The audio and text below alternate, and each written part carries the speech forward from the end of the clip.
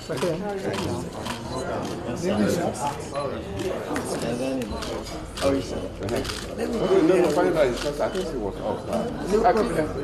No problem. Let me sit down there. We find someone that will find her. Oh, don't come. No, let's talk. No, you sit here first. Why you follow us? You stand like this. His Excellency, my younger brother, Peter Obi, and the presidential candidate of the Labour Party, the national chairman of Labour Party, the director general of the campaign organization, and other senior members of the team. Let me not bother my senator. There are two female senators. You are too oppressive. So, first, let me formally welcome you. Daddy, you would have paid the fine if I did not see you. You are welcome. Thank you, I finished my protocol before you came in. So first, let me welcome you and your team. I will be very fast because of the time you have to fly to Asaba. And to thank you for finding time to come and pay the courtesy call on me, because I know the presidential candidates that will come to Inago anytime that I'm here will want to come and pay this respect. So I have to thank you that you are the first, because I came here 2 days ago. Then yesterday, I went to Abakaliki, came back this morning.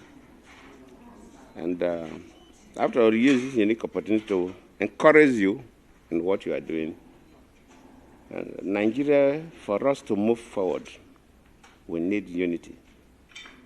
So many countries, when you talk about in the late 50s, early 60s, there was prediction that Nigeria and XYZ countries will be at par. I don't want to go into mentioning those names. And you normally ask yourself, why are we still where we are? This was predicted by intellectuals, not ordinary people. People who study the world and look at the world trends and predicted that Nigeria, Brazil, India, blah, blah, blah, will be this. All those countries have left us. But we are still where we are. And we Nigerians must ask ourselves one question. Why have we not been able to move with others?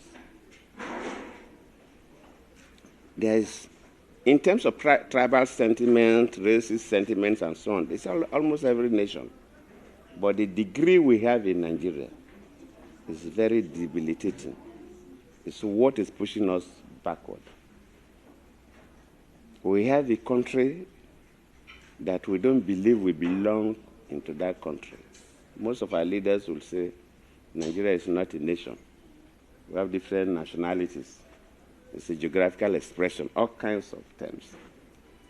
And I believe that the young people especially, if we must move forward, we must leave those sentiments aside.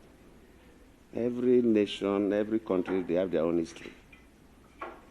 A Nigerian must see himself as a Nigerian. And we must see ourselves as one.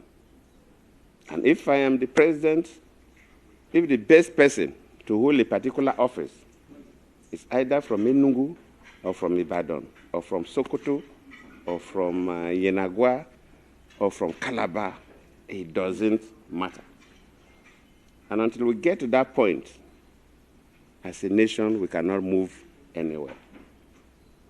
We'll be putting square pegs in round holes and round pegs in square holes because of religious sentiments, tongue sentiments, tribal sentiments. And I believe that this message, in fact, I have for every presidential candidate that will see me, is that if by divine providence you win the election, your first responsibility is to unite Nigeria. Without unity, we cannot solve our security problems. Without unity, we cannot solve our economic problems. So if you unite Nigeria, that is the beginning of a new Nigeria and a revolution, development or otherwise, that will take place.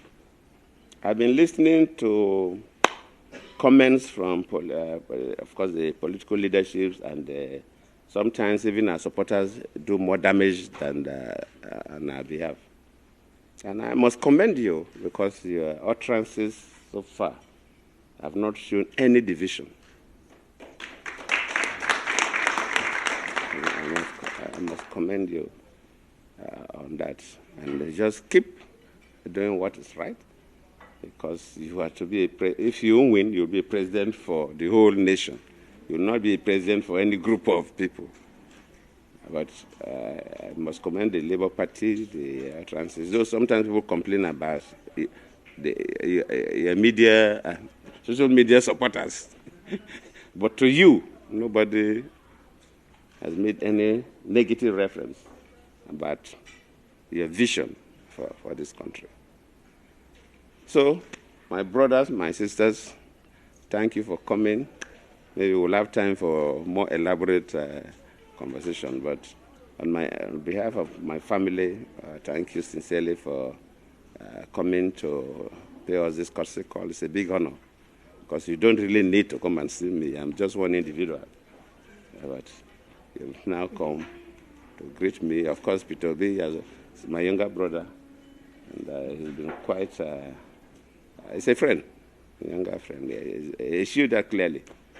I don't want to go too much. Otherwise, they say, no, I've adopted and I've endorsed. Those are the stories that go on. But he's a good man. That is, I can say that he's a good man. Thank you. So thank you. Daddy, sir, you're also a good man. Oh. Thank you, sir. And I know you before today. Thank you, sir. So I know you're a good man. Thank you, sir. So thank you. Thank you.